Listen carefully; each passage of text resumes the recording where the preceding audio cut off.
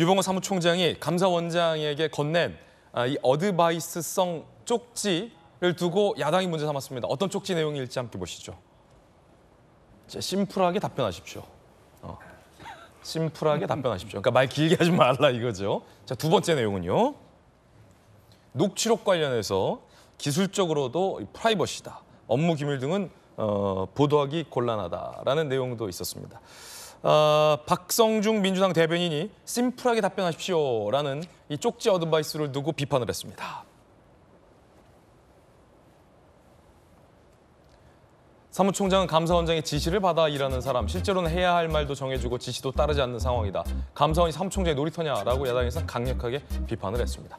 이게 사실 김영주 의원님 앞서서 이제 단군 일회를 보고서 심플하게 답변하십시오를 보니까 야당이 지금 비판한 것처럼 뭔가 사무총장이 감사원장이 지시하는 것 같지만 사실 통상적으로 감사원장이든 뭐 장관이든 밑에서 이제 보좌하는 분들이 심플하게 답변하십시오라고 이렇게 어드바이스성 쪽지는 사실 많이 건네긴 해요.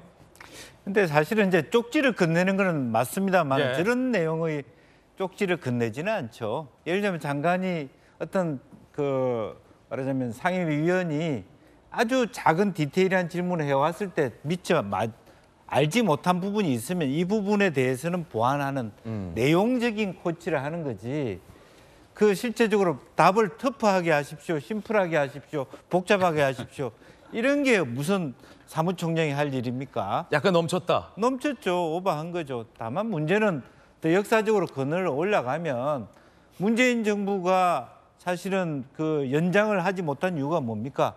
검찰총장 잘못 뽑고 감사원장 잘못 뽑고 당대표 잘못하고 사실 그런 거거든요. 그게 무슨 얘기를 하고자 하냐면 감사원이라고 하는 국가의 굉장히 중요한 권위 있는 기관이 실제로 감사원이 원전 문제를 감사하기 시작하자 민주당이 공격을 하면서 정치적인 하나의 기관이 되어버렸다. 예. 그 결과로 그 감사원장이 국민의힘의 대선 후보가 됐다. 정치 기관이 된 것이 우리 국가에 말하자면 이게 잘못된 기결을 하고 있다는 거예요. 지나치게 감사원에 대해서 여야가 공방할 수 있는 그런 기관이 아님에도 불구하고 저런 공방하게 됐다는 것. 또 권익위원회가 또 그런 기관이 됐다는 게 굉장히 가슴 아픈 부분이고 또 어제도 제가 좀 봤습니다. 예. 저 청문회 하는 모습을 보면 유병호 사무총장이 앉아 있는 태도가 이렇게 있어요. 이렇게.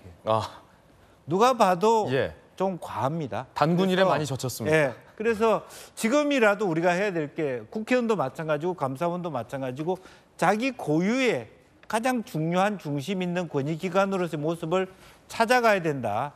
저는 그렇게 생각을 합니다. 예, 첫 번째 이야기 전해드렸습니다.